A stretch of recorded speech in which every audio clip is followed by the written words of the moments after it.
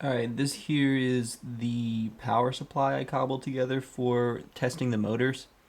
And I'll probably actually continue to use this as my power supply for the motors, at least. Um, I'll probably have a separate power supply for the heated bed, which I'll just pluck from my leaning tower of ATX Power Supplies here.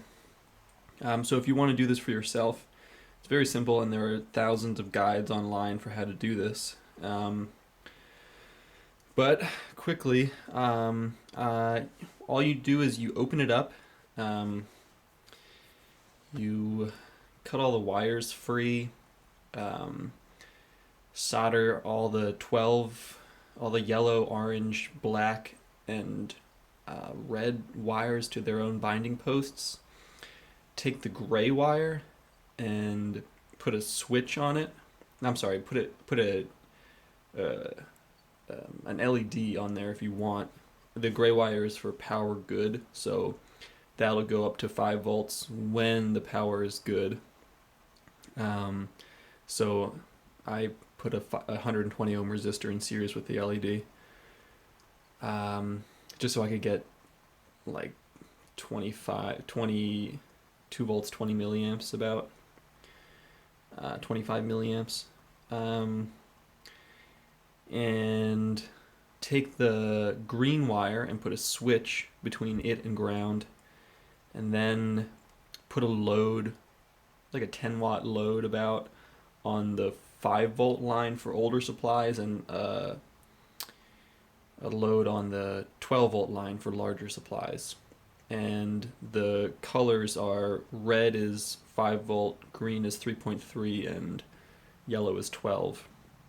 So I took a look at this thing while it was on yesterday, and I saw that the 12 volt line was at like a 11.94 volts. So that seems to be fine for working with working with this Rambo board.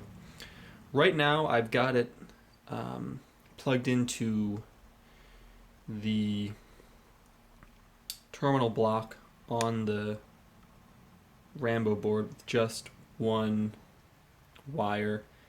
I might need to use more for more current once I have all the motors running at the same time. I've only tested them with one motor on at a time. So here's what happens when you turn it on.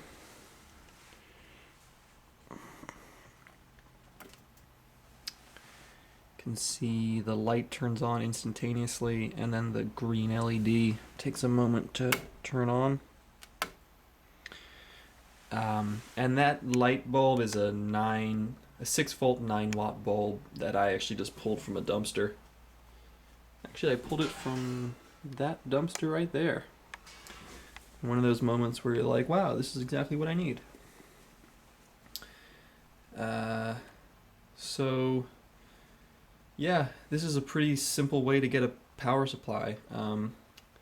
This one I had from, I think it was just from a old Dell box rotting in my friend's closet.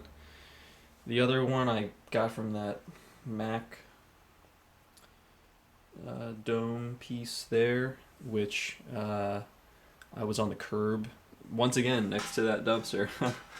And the other one, I don't know where I got the other one. It's just plaguing my life until now when I have a time to use it. So I recommend doing this because it's simple and effective. But switch node power supplies,